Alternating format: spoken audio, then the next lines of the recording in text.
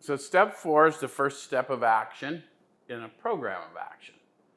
And step 4, if we've been following along, is indicated because the power that I lack to live is found deep down inside, but it's been obscured by calamity, by pomp, by worships. So the 4th step is an effort to look inside and get armed with the facts about myself, what I'm like, discover these calamities, pomps, and worships, and examine them for how they've affected my life. The 3rd step decision said being convinced that self manifested in various ways is what had defeated us. Well, it's not enough to intellectually know that. I've got to intuitively know that. So I have to look at how myself manifested through resentments, fears, and relationship misconduct.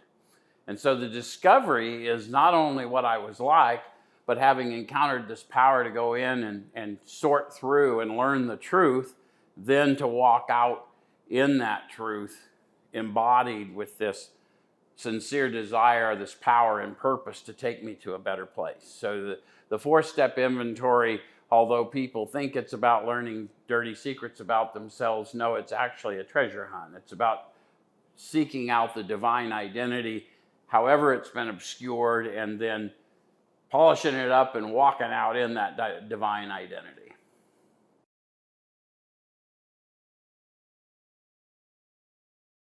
Well, the authors are pretty clear, and my experience would indicate that nothing's changed, as most of us have never made an effort to really look inside ourselves and see what our part was in every difficulty we've ever had. And so since most of us have never done it, there's no reason why anyone having never done it should know how to do it. And the whole point of AA's testimony through their book is I've got to learn to ask for help. Initially to another man, but ultimately to my Heavenly Father.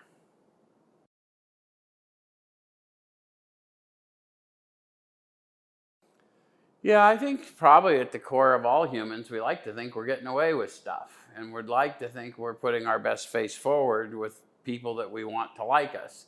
And the first thing that has to happen is that if I don't show somebody who I really am, the authentic me, what's made me to this point, then they're never going to get an opportunity to really know me, and I'll shortchange both me and them. So what I would encourage people to do is you're really not afraid of the inventory itself or even what it's going to disclose. You're afraid of what I'm going to think about you as a result. And the fact of the matter is, nobody comes to any of us without a past.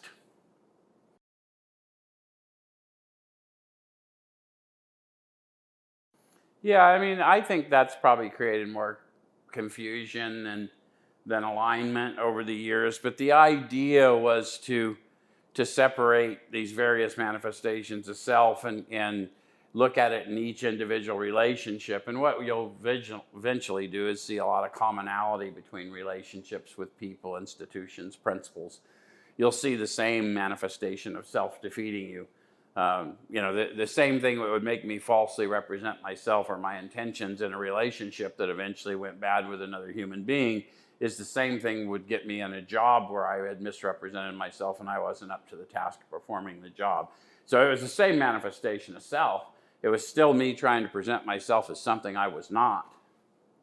And once I learned that I did that and that people either helped me or they didn't help me, overcome it, or I got dismissed from it, I realized that I had created it, regardless of what the outcome was.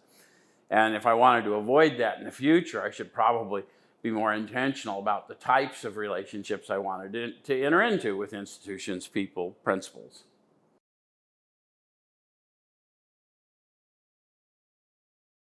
No, I'm 100% in alignment with you. I don't believe for a minute anyone's afraid of writing it down. I think they're afraid of telling somebody. Now, they may be afraid of writing it down because someone will find it, but that's the same thing. I'm still afraid of somebody learning this about me. And the reality is that there's nothing I'm going in there to look at I don't already know is there. And I think the big illusion to all of us is we think that we've got these secrets, but there are no secrets in the realm of the Spirit. Now, if I'm going to walk in the Spirit, then I have to present myself as I am, not as I wish I were, or as I would like for somebody to see me, because I'm going to the Creator of all. He already knows. And it's really important that I get to have that dignity of that completely naked in the garden experience with God.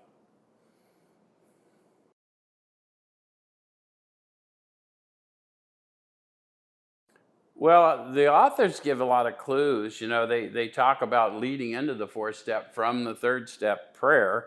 Next, we launched. So they talk about in all of their flowery promises, we were rocketed into a fourth dimension of existence that we had not even dreamed were possible. If step 3 is the launching pad, then step 4 is the rocket. If you're wanting to get rocketed into a fourth dimension of existence, to know happiness, peace, and usefulness in a way of life that is, progressively more appealing, then you're going to have to overcome your fear of presenting yourself as you are. I mean, I get why people are afraid of it, because we spent our whole life trying to pretend no one knew who we were, and the only one who didn't know who I was me.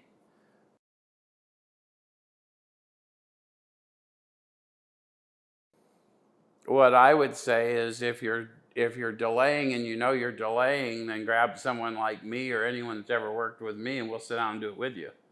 Because if you do your 4 and 5 together, you'll come out of it with a 6, 7, 8, and 9. And there isn't any reason that you shouldn't be out making approaches and prosecuting your amends the same day you do your inventory, other than fear. I mean, if you want to get free, then let's get you free.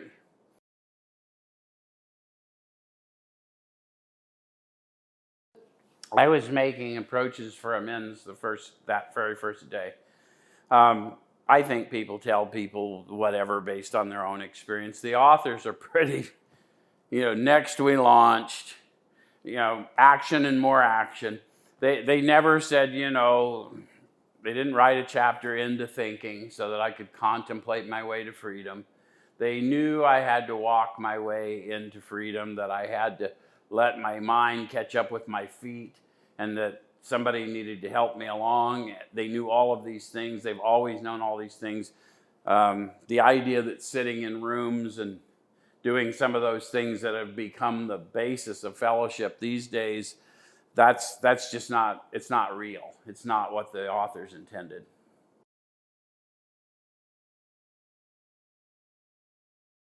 Yeah, I mean, the step 4 experience, if you want to know, it gets you a sane and sound ideal for all your future relationships. Sexual, business, professional, whatever. I don't know why any human being does not want to at least do that. I mean, they all write a budget, they all create some career plan. If they want to go to the bank and borrow money, they write a business plan, but nobody wants to get a plan for how they think and emote in order to ensure greater success and happiness.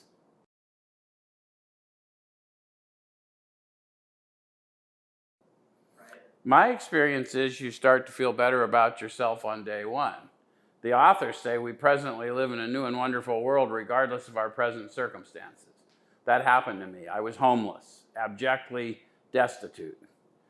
And I went through the process in a day, and I was never the same. I wasn't housed in a day. I wasn't gainfully employed in a day. I wasn't in loving relationships in a day, but I was absolutely free of all those bonds of worldly oppression that day, and I've never been any less. I mean, I've always progressively been less oppressed.